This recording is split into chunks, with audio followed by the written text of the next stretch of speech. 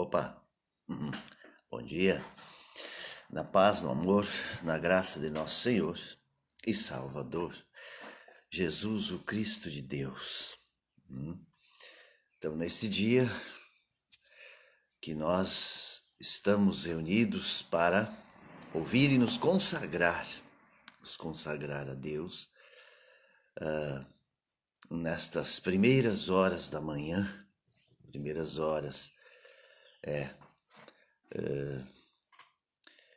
já o dia vai adiantado, sim, como também a nossa vida vai adiantada, vai sim, e sem detença, não há parada, não.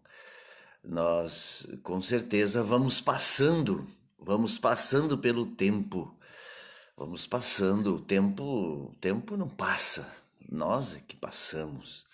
O tempo é eterno, ele, esse mundo, o universo, o cosmos sempre existiu e existirá, com toda certeza. Nós, porém, passamos por ele, como muitos já vieram e já foram. E nós estamos aqui por um curto período, muito curto. E também já estamos de passagem, e outros virão e também passarão. Todos nós, com certeza.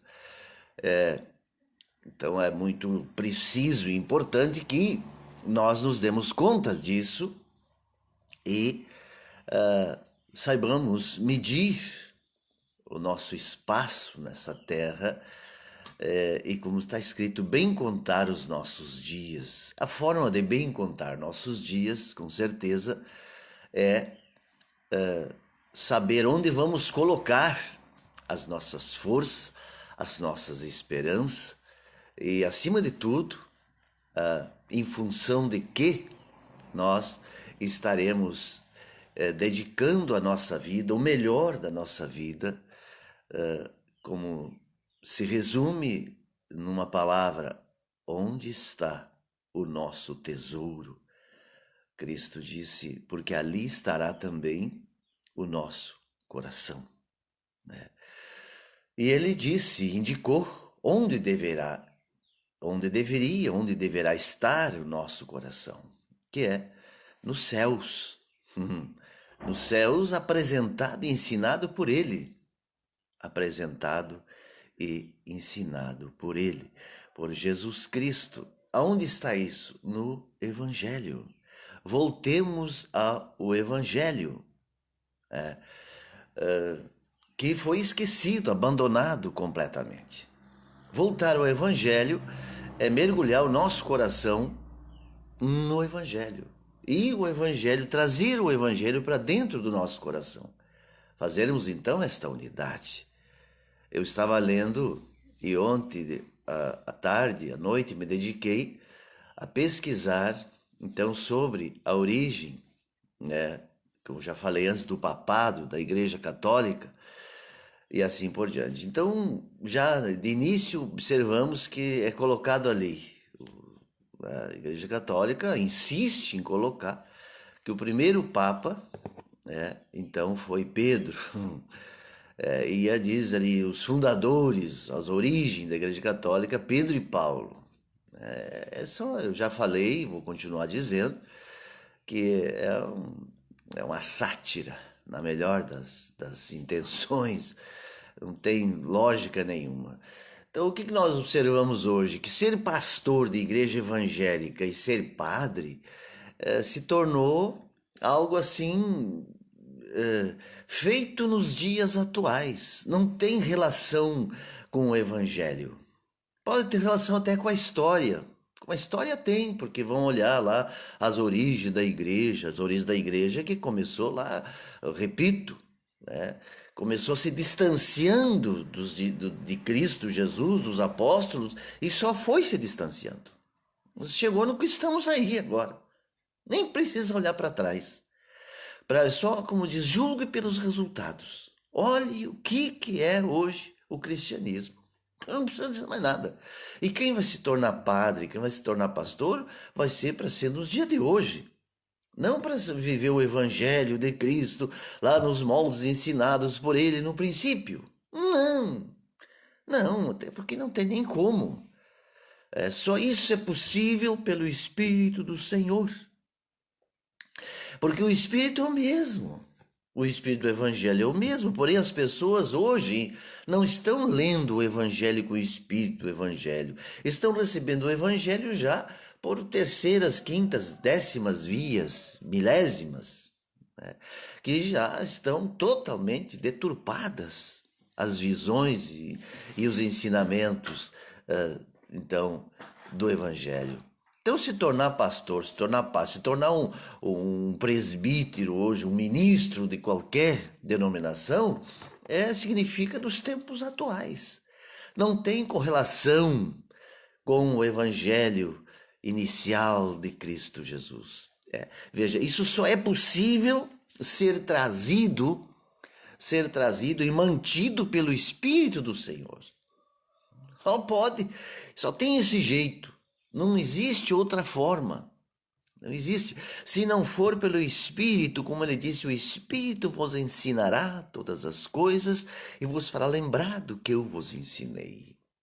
Então eu estava vendo ali as brigas, misericórdia, sabe? Diz lá que no Concílio de Nicéia houve briga entre os bispos, um matou o outro. Isso em 325, 20 de maio a 19 de junho. De 325, Concílio de Nicéia, convocado por Constantino. Eu até quero, depois vocês olhem meu Face, eu vou pedir para as pessoas que entendem disso fazer uma colagem do texto, onde diz então que Constantino apareceu lá pelo dia metade do mês de junho, um pouco antes de terminar o concílio. Ele que convocou Constantino, imperador. Ele que convocou, né? E ele era o grande representante e chefe, né? Porém ele não se colocou como tal, não votou nem se manifestou lá, mas diz que desfilou esplendidamente, com umas vestimentas esplendorosas, brilhantes, cravejada de pedras preciosas e ouro. Ele desfilou no meio do concílio, onde estavam então aproximadamente 318 bispos. 318, foram convidados 1.800. Era bastante gente.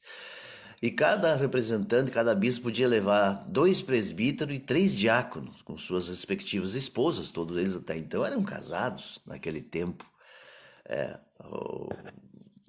A exigência para serem celibatários e solteiros, digamos assim, foi do ano 1000 aproximadamente. Não vi ainda essa parte bem exatamente, mas foi pelo ano 1000 aproximadamente.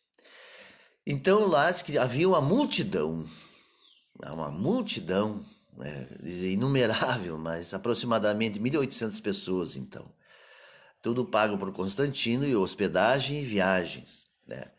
Então ali a igreja estava, essa igreja dita católica, estava entrelaçada com o poder e desde antes, estava vendo ali do ano 1000, do ano 100 e poucos em diante, misericórdia, já começaram a pintar os papas com as 3 diademas, as 3 coroas, como sendo esse homem que era espiritual, temporal, e ministro dessa terra, juiz dessa terra, exercia todos os poderes, misericórdia. Se corrompeu de tal forma que houve escândalo, tudo que foi tamanho. Bom, mas isso aí não vem ao caso. Isso não é o problema. O problema é que nós temos que ver hoje o nosso tempo. Que visão se tem do Evangelho de Jesus Cristo olhando para essas igrejas, olhando para esses homens.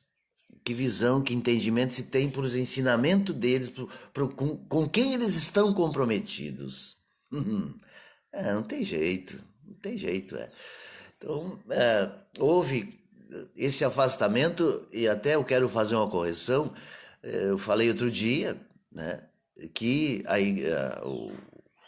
Jesus, o próprio Pai, fez opção pelos pobres. Não, ele não fez opção pelos pobres. Deus se apresentou em todo o tempo e na pessoa de Cristo Jesus como pobre. Como pobre. Ele não é que fez opção pelos pobres. Quem faz opção é quem não é pobre. Então tem que fazer opção pelos pobres. Mas o pobre, Jesus está dito, o pobre de Nazaré. E ele viveu como pobre, se identificou como pobre e disse